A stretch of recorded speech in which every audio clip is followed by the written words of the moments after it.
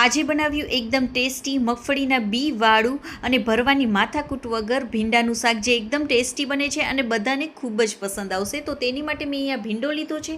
તો ભીંડાને મેં પહેલેથી ધોઈ લીધો હતો. તો તેને કોરા કપડાથી એકદમ સરસ એવો કોરો કરી લેવાનો. હવે એકદમ કૂણો હોય ને તેવો જ આપણે ભીંડો લેશું. તો આવી રીતે પાછળથી તેનો દાંડલો તમે કાપશો ને તો એકદમ સરળતાથી તે કપાઈ જશે, મીન્સ કે તે કૂણો છે. અને જો કૂણો નહીં હોય ને તો એ ટેસ્ટી નહીં લાગે, માટે તમારે કૂણો ભીંડો જ તમારે લેવાનો. વચમાંથી તેને આવી રીતે કટ કરવાનું છે અને જોઈ લેવાનો ભીંડો ખરાબ નથી ને.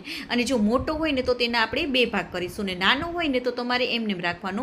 અને ભીંડો કૂણો નહીં હોય ને તો તમે આવી રીતે પાછળથી દાંડલીમાં તમે કાપશો ને દાંડલીને આવી રીતે, તો તે બિલકુલ પણ તૂટશે નહીં, મીન્સ કે તે કૂણો નથી. તો તે ભીંડો તમે બિલકુલ પણ આ શાકમાં નાખતા નહીં. તો આવી રીતે તમારે બે કટકા કરી લેવાના. હવે ભીંડાનું શાક બનાવો ને ત્યારે જાડા તળિયાવાળું લોયું જ લેવાનું, જેથી કરીને ભીંડો આપણો બહુ નીચે બેસે નહીં. 2 ચમચી મોટી ચમચી ભરીને આપણે તેલને ગરમ કરવાનું. તેલ ગરમ થઈ જાય એટલે રાઈ ને જીરું નાખવાનું. રાઈ ફૂટે એટલે આપણે હિંગ એડ કરી દઈશું.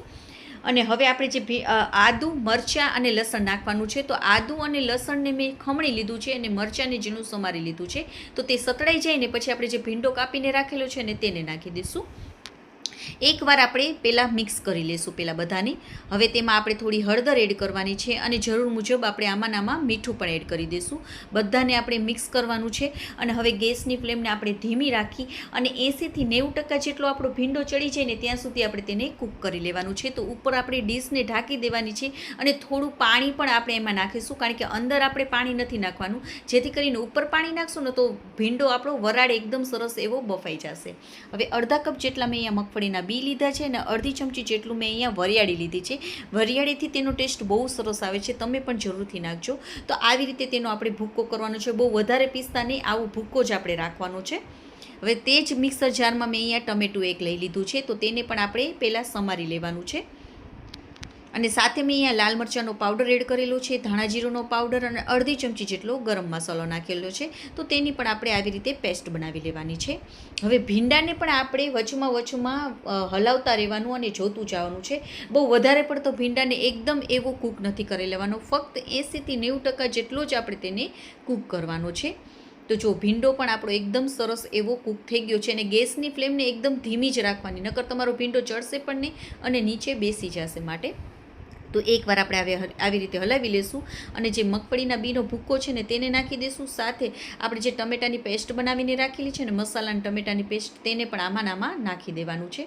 હવે ભીંડો આપણો થોડો જ ચડવાનો બાકી છે, માટે આપણે હળવા હાથે તે બધાને મિક્સ કરવાનું છે. જો તમે ઝડપથી મિક્સ કરશો ને તો તમારો આ ભીંડો થોડો તૂટી જશે. માટે હવે ગેસની ફ્લેમને ધીમી રાખી 1 થી 2 મિનિટ માટે જ ઢાંકીને આપણે કૂક કરી લઈશું, જેથી કરીને મસાલા પણ એકદમ સરસ એવા મસાલા અને ટમેટા આપણા ચડી જશે. તો જો એકદમ ટેસ્ટી એવો આપણો ભીંડો તૈયાર થઈ ગયો છે. જોતાં જ ખાવાનું મન થાય ને તેવો લાગે છે. તમે પણ આવી રીતે જરૂરથી ટ્રાય કરજો.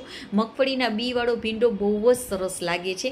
આને તમે રોટલી, પરોઠા, ભાખરી સાથે ખાઈ શકો છો, મજા આવી જશે.